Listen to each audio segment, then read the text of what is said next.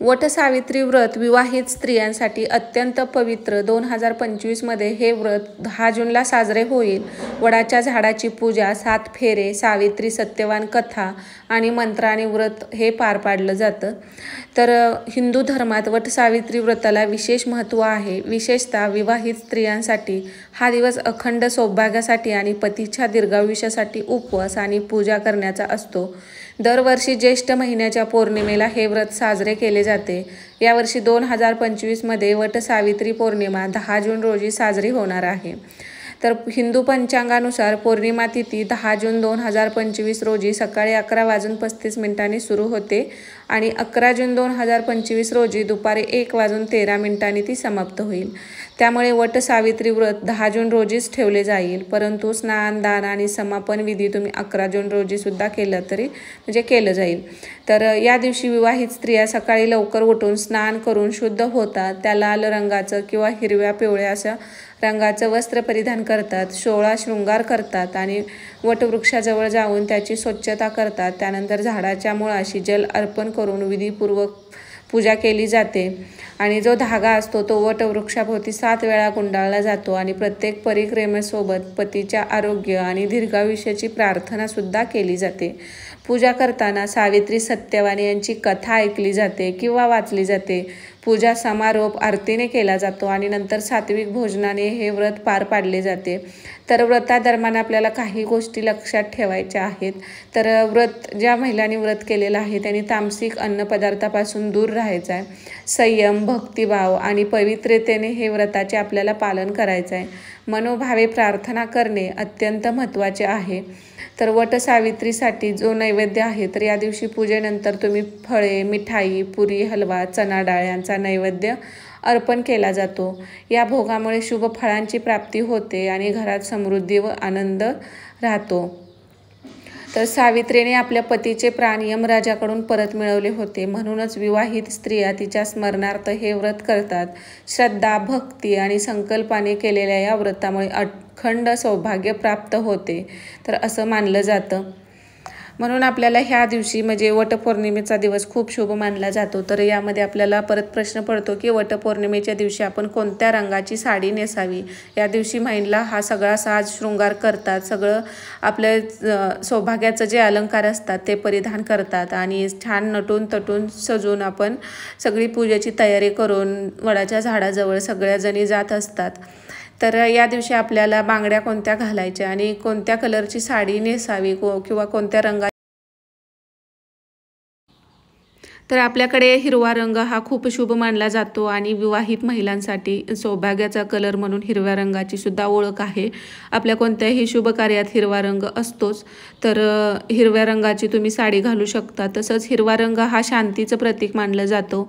तसेच हिरवा रंगाचा हा निसर्गाची संबंध आहे आणि त्यामुळं हिरव्या रंगाला खूप असं अनन्यसाधारण असं महत्त्व आहे। तर बघा, हिरव्या रंगाकडे बघितलं की आपल्याला पॉझिटिव्ह एनर्जी मिळते, त्यामुळं हिरव्या रंगाचं फार असं महत्त्व आहे। तर ह्या हिरव्या रंगाची साडी तुम्ही घालू शकता। तसंच हिरव्या रंगाला विकासाचं प्रतीकसुद्धा मानलं जातं। तर आपल्या पतीची अशीच भरभराटी व्हावी, उत्तरोत्तर प्रगती व्हावी यासाठी हिरव्या रंग शुभ मानला जातो आणि हिरव्या रंगाची साडी तुम्ही जरूर घालू शकता। त्यानंतर पुढचा रंग आहे तो म्हणजे पिवळा। तर पिवळा रंगसुद्धा आपल्या कोणत्याही शुभ कार्यात बघा पिवळा रंग हा शुभ मानला जातो।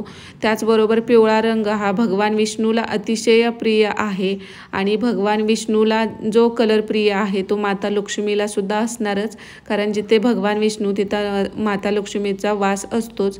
तर आपल्याकडे बघा कोणतीही पूजा असेल तर त्यावेळी पिवळ्या रंगाला फार महत्त्व आहे आणि स्वामी समर्थांच्या सेवेत तर तुम्हाला माहीत आहे पिवळ्या रंगाचं खूप सगळं असं महत्त्व आहे। तर पिवळ्या रंगाची साडी तुम्ही अवश्य घालू शकता।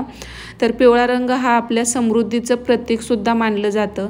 त्यासोबत आपल्या आरोग्याचं प्रतीकसुद्धा पिवळ्या रंगाला मानलं जातं।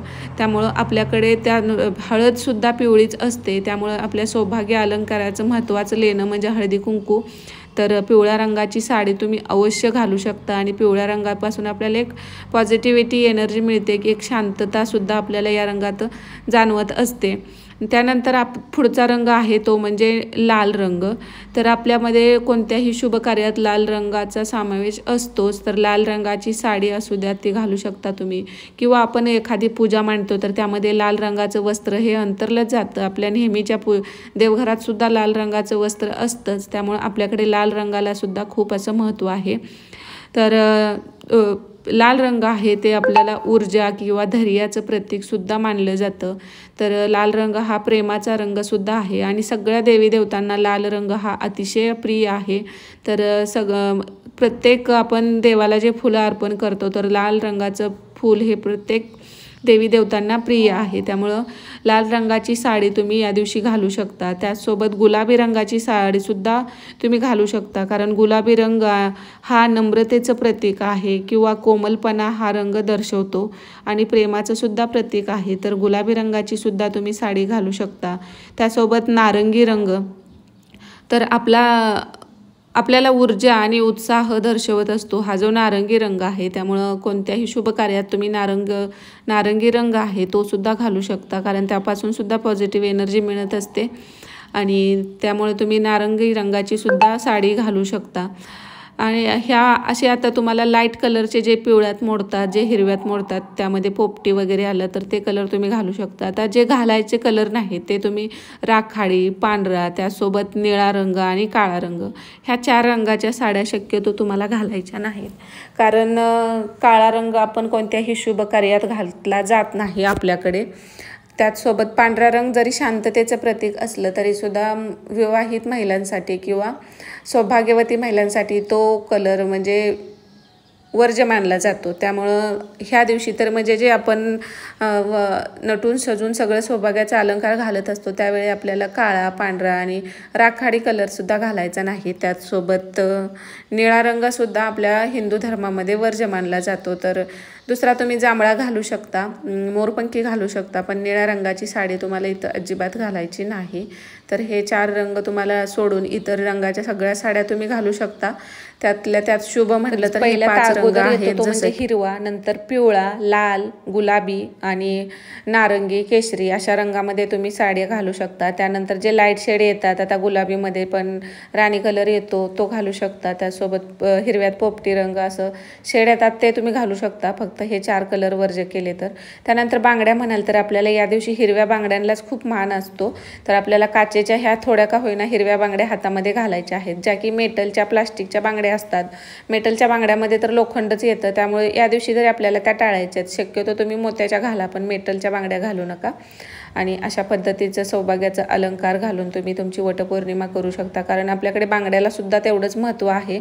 आपल्याकडे नवरीला सुद्धा बघा अगदी छान हिरवागार चुडा, जे काही सौभाग्याची सुरुवात होत असते तिथं चुड्यानंच होते।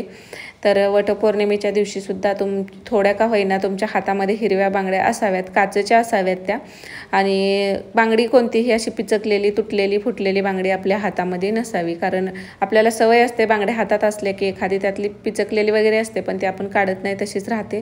तर तुटल्या, फुटक्या किंवा पिचक्या बांगड्या हातामध्ये ठेवायच्या नाहीत। तर बांगड्यामध्ये सुद्धा हा नियम तुम्ही पाळू शकता, कारण आता बाकीचे ह्या दिवशी तरी आपल्याला जे सौभाग्याचा अलंकार असतं, जसं की पैंजण आलं, जोडवे आलं, गळ्यातलं मंगळसूत्र आलं, आपण सिंदूर, नथ सुद्धा घातली जाते बांगड्यासोबत, हे सुद्धा आपले सौभाग्याचा अलंकार आहेत। तर हे सगळं घालून आपण छान नटून थटून पूजा करत असतो। तर अशा पद्धतीने हे काय थोडेफार नियम आहेत ते तुम्हाला पाळायचे आहेत। आणि वडाला प्रत्येक फेरीत आपल्याला आपल्या पतीच्या दीर्घायुष्यासाठी प्रार्थना करायची, आरोग्यासाठी प्रार्थना करायची, आणि अशा पद्धतीने तुम्ही हे वटपौर्णिमेचं व्रत करू शकता। आणि येणाऱ्या वटपौर्णिमेच्या तुम्हा सगळ्यांना खूप खूप शुभेच्छा। तर परत एकदा श्री स्वामी समर्थ सगळ्यांना।